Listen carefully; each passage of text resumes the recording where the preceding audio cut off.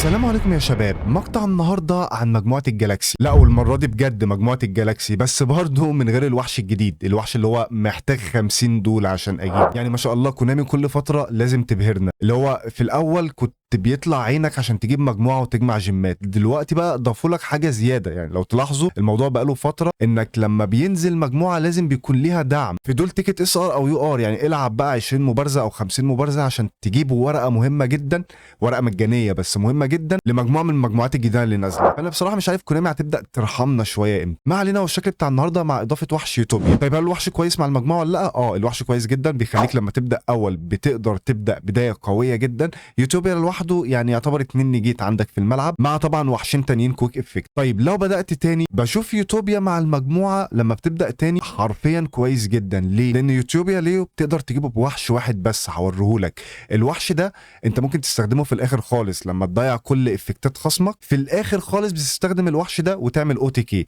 ده هوريهولك اثناء المبارزات. تقريبا معظم المبارزات اللي بداتها تاني كسبتها بالطريقه دي. فيعني عموما عشان ما اطولش عليك كتير، خليني اول حاجه اوريك المجموعه، بعد كده نروح نشوف المبارزات مع بعض. طيب ده شكل المجموعه اللي انا بلعب بيه. على فكره المجموعه تقريبا هي نازله كامله في اللعبه، ومش لازم تلتزم بالشكل ده. يعني الكومبو اللي هتشوفه او اي كومبو للمجموعه، سواء بقى الشكل ده والاشكال اللي هنزل عنها بعد كده، فانت ممكن تعمله بشكل مختلف عن اللي انا منزله مثلا. فيعني عموما بالنسبه للشكل او الستيبلز ممكن تظبطهم على حسب ما انت حابب. يعني وحش مثلا زي ده ممكن تضيفه حتى لو نسخه واحده للمجموعه. هو نسخه واحده كفايه عموما. فيعني اعتقد هيبقى كويس ويخليك برضو تعمل الكومبو اللي هتشوفه ده بسهوله جدا. طيب خليني برضو اديك نبذه مختصره عن الورقه دي. مثلا الورقه دي هي تعتبر حمايه ليك من الايد، ده غير انها لما بتروح للمقبره بتقدر تعمل بيها سيرش. كذلك الوحش ده برضو لما بيروح للمقبره بتقدر تفعل قدرته وتستدعي جالاكسي ايس فوتون دراجون، وده بيفيدك. ده بتقدر على فكره الوحشين دول تستخدمهم كماتيريال لاستدعاء الوحش ده لو انت بدات اول. وبالوحش ده هتستغنى عن ماتيريال، ولما تجيب الليو هتستغنى عن ماتيريال تاني. فالاتنين لما يروحوا للمقبره هتقدر تفعل قدراتهم. فدي ميزه كويسه جدا لما تستخدم الوحش ده وانت بادئ اول. طيب عموما عشان ما اطولش عليك كتير، خلينا على طول نروح نشوف المبارزات مع بعض. طيب المبارزه دي بلعب ضد السورد سول. عندي كويس جدا، هقدر اعمل 2 سيرش، وهقدر بالمهاره طبعا لما استخدم الجالاكسي اقدر اعمل 2 سيرش بالمهاره. لو استخدمت الوحش ده هتعمل سيرش واحد. اوكي، هنا البدايه المفضله عندي اجيب يوتوبيا. طبعا الاتنين ماتيريال هيفيدوني لما يروحوا للمقبره. واحد هعمل سيرش بيه، تعمل بقى سيرش على حسب انت محتاج ايه. والتاني هتستدعي بيه جالاكسي ايز، هيفيدك طبعا انك تجيب وحشين اكسيس كمان. اوكي، الوحش ده طبعا لما بيجي سبيشال سامن بيخليك تعمل نورمال سامن اضافي. ولو راح للمقبره وعندك في الملعب جالاكسي ايز او في مقبرتك تقدر تعمل له سبيشال سامن، بس بشرط يروح للمقبره مش من الملعب. يعني لو راح وهو ماتيريال تقدر تفعل القدره دي. طيب بدايه قويه جدا. مشكله البدايه دي طبعا كايجو و لافا جولوم صراحه رخمين جدا في الميتا الحاليه، بس كايجو ولافا جولوم مش موجودين في الغالب هتكسب. اوكي، لان افكتات ياما. يعني 2 نيجيت، وعندك هنا نيجيت لاي وحش، وعندك نيجيت لاي سبيل، ده غير كاونتر تراب بتضيفه، ده غير بقى لو حظك حلو زي كده وطلع لك فوربيدن دروبلت مثلا. الموضوع بيبقى صعب جدا من غير كايجو او لافا جولوم. اوكي، طبعا السيرش ده اقدر اعمله باستخدام اللورد. اكيد كلكم عارفين اللورد كان موجود معانا زمان، واللعبه شخصناها شويه مع الجالاكسي. عموما هجمه واحده نهايه المبارزه. طيب المبارزه دي بلعب ضد البراندد. بدات تاني، هوريكم بقى المجموعه برضو تاني قويه جدا خصوصا مع يوتوبيا. هتقول لي ما انت برضو حتى لو بتلعب من غير يوتوبيا ما انت عندك وحش بيعمل او تي كي. اللي انا عايز اوصله لك ممكن ما تقدرش تستدعيه، لكن يوتوبيا انت بتجيبه بوحش واحد بس. فخلينا اجرب الكومبو بتاع البراندد كلنا حفظناه خلاص. طيب اخيرا انها دوره فعلت المهاره، الجزء الثاني من المهاره. عمل لوحش نيجيت عادي، جبت وحش تاني. انا عايز اتخلص من افكتات على قد ما اقدر. انا في ايدي دروبلت. هنا بقى استخدم دروبلت، نيجيت للوحش ده ونيجيت للميرور جيد. ادمر قلت اخلص كده كده هيفعلها، بس قلت اخليه يفعلها وانجز. يعني كنت ممكن ادمر الفيلد، بس كده يعني انا هسيبه يفعلها بمزاجه، يعني في الوقت اللي يريح انا عايزه يفعلها واخلص. اوكي، فعلت المهاره، ضفت الوحشين. طبعا الوحش ده ضايفه عشان يكون اخر حل ليه. اوكي، عمل نيجيت ولسه عنده بانش لانه عمل تجديد للوحش بتاعه. جبت لينك. فايده اضافه اللينك بينقذك في اوقات زي دي ويخليك تعمل سيرش تاني من المقبره.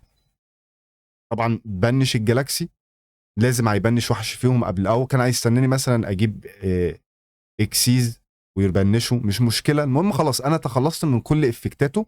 هنا بقى يجي وقت يوتوبيا بوحش واحد بس ليفل 4، بستدعيه نورمال سامن، بفعل قدرته، بستدعي منه نسخه تاني، واقدر اجيب التيميت ليو يوتوبيا. اقدر اهاجم على اي وحش في وضعيه الهجوم عنده، انهي المبارزه. طبعا هو عنده قدره بنقص نص هجوم اي وحش في الملعب، وبعمل له نيجيت كمان. طيب المبارزه دي بلعب ضد البلو ايز. يعني لسه قائمه البان ما كانتش اتطبقت، هو لحد ما انا بصور الفيديو اصلا لسه ما اتطبقتش. والناس بدات، يعني البلو ايز ما كنتش بقابلها حرفيا، كنت نادر جدا لما بلعبها، وكانت المبارزه يعني لغايه ما كنتش بجيبها. فتخيلوا بقى بعد ما قائمه البان تتطبق، مجموعه ترجع بقوه، لان ليها محبين زي الجالاكسي. ما هو الجالاكسي ليه اقوى اكتر مجموعه منتشره في البوكس الجديد، من مجموعات البوكس الجديد، لان ليها محبين كتير. لكن في اقوى منها، في اقوى منها مجموعه 9 تير. هي لو صعدت تير 3 اعتقد اخرها، مش عارف بعد تطبيق قائمه البان هيبقى ايه نظامها، مش عارف بصراحه. او انا ممكن لسه ما جربتهاش، اصل الوحش اللي انا لسه ما جبتهوش مهم جدا، وحش سيرش. وغير كده بيحول لك وحش الليفل 8، فبيبقى قوي جدا مع وحش اللي هو فوتون ليفل 5. اعتقد مع الوحش ده المجموعه قويه. هجربها قريب جدا، خلاص قربت اجيبه. عموما عملت كومبو حلو. كاونتر تراب طبعا سايبها عشان التراب بتاعه فوربيدن دروبلت. قلت افعل قدره وحشي، مش عارف بقى هو هيستهدف ايه. هو استهدف اللورد عموما، ساب لي يوتوبيا. هو يوتوبيا يعتبر 2 نيجيت، حتى لو عمل له نيجيت، النيجيت بتاع الاكويب هيتفعل عادي. انا يعني كنت ممكن استعمل الكاونتر تراب على فكره، ولكن انا ما رضيتش استعمله خوفا من التراب، اللي هو التراب ده، وده الصح بصراحه. اوكي، عملت ان جيت لوحشه، فعل عمل شين، فعل الكاونتر تراب او التراب بتاعه بتاع التدمير. فانا هنا عملت شين اخير، فعلت الكاونتر تراب بتاعي. خلاص انا اصلا شايله عشان التراب بتاع المجموعه. هو بيحاول يخسر نفسه بنفسه، بس انا قلت اديله فرصه بقى يبقى الدمج عالي. طيب المبارزه دي ضد مجموعه اللايف توين. قلت لكم اللايف توين هتنتشر، ممكن ما تصعدش تير، ممكن ما تصعدش تير، او ممكن تصعد تير 3، مش عارف. بس هي سواء صعدت تير او لا، هترجع تقابلها كتير في الرانك. زي مثلا الريد ايز مش تير تقريبا حاليا، بس بتقابلها كتير. البلو ايز بقى بدات، يعني انا قابلتها على فكره 3 مرات او 4 مرات. ما انا للاسف مضطر العب 50 مبارزه. ياما او 50 مبارزه يا جماعه. عارف يعني ايه 50 مبارزه؟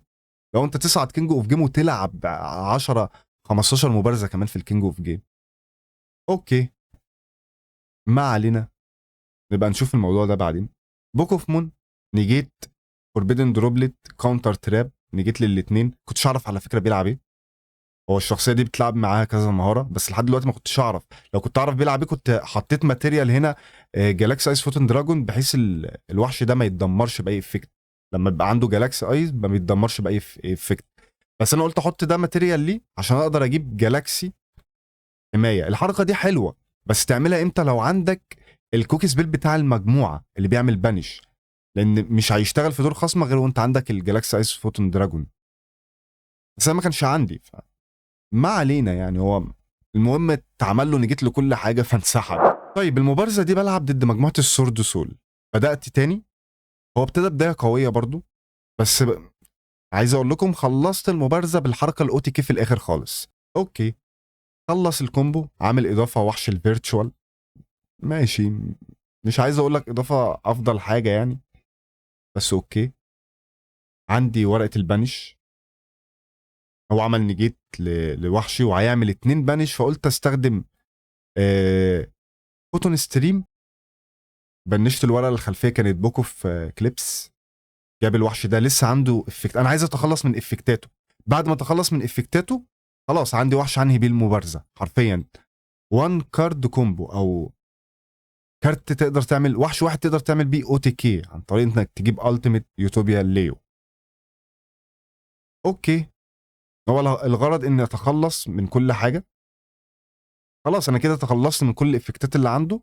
جاء وقت بقى اللي انا بوحش واحد اجيب يوتوبيا ليو وانهي المبارزه بهجمه واحده. حتى لو وحوشه اللي في الملعب اتاكها عالي اقدر اخليها النص حرفيا زي ما عملت دلوقتي.